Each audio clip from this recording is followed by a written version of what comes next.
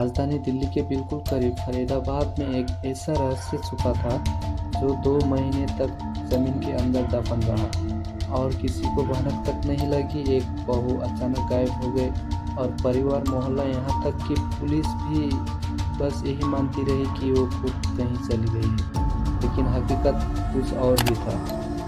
ये कहानी है तनु राजपूत की, रोशन नगर की रहने वाली। 2 साल पहले उसकी शादी हुई थी अरुण सिंह से। शुरुआत में सब ठीक था, लेकिन धीरे धीरे तनु की जिंदगी एक जाल में फंसती चली गई। ससुराल का माहौल, अक्सर झगड़े और फिर दहेज की मांगे। फिर आया वो दिन 21 अप्रैल की रात।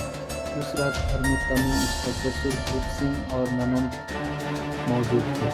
पति ड्यूटी पर था और सास यूपी में एक शादी में गई हुई थी। सबने खाना खाया और अपने अपने कमरों में सोने चले गए, लेकिन किसी को क्या पता था कि ये रात तनु की जिंदगी की आखिरी रात बनने वाली है।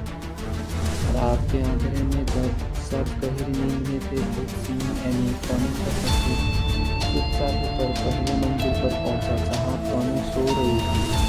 कहा जा रहा है कि दोनों के बीच किसी बात पर बहस हुई थी और फिर भूप सिंह ने वही किया जिसका कोई कल्पना तक नहीं कर सकता था। वो चुन्नी जो तनु कभी फैशन के लिए पहनती होगी, उसी से उसका गला घोट दिया गया। तनु की सांसें रुक गई और उसका जीवन वहीं खत्म हो गया। भूप सिंह ने लाश को अकेले पहली मंजिल से घसीट कर नीचे लाया।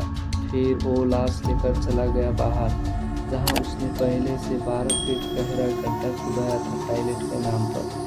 लाश को उसी में फेंका, ऊपर से मिट्टी डाली और फिर मिस्त्री को बुलाकर उस जगह को पक्का कर दिया ताकि बदबू ना आए। ये सब एक बूढ़ा आदमी अकेले करता रहा और किसी को जरा सा विश्वास नहीं हुआ।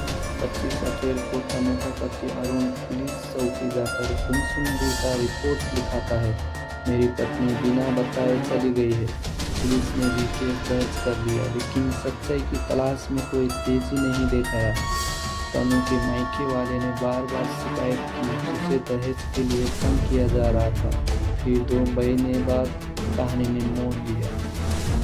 पुलिस ने गहराई से छानबीन शुरू की। जैसे जैसे जांच बढ़ी, पुलिस ने उस मिस्त्री से पूछताछ की जिसने गड्ढा भरा था।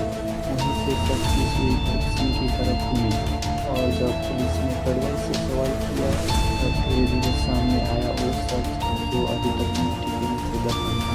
भूप सिंह ने अपना जुर्म कबूल कर दिया।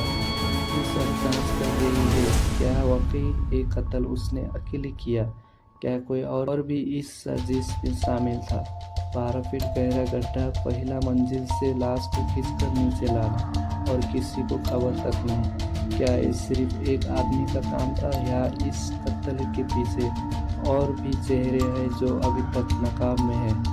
ये तो वक्त ही बताएगा।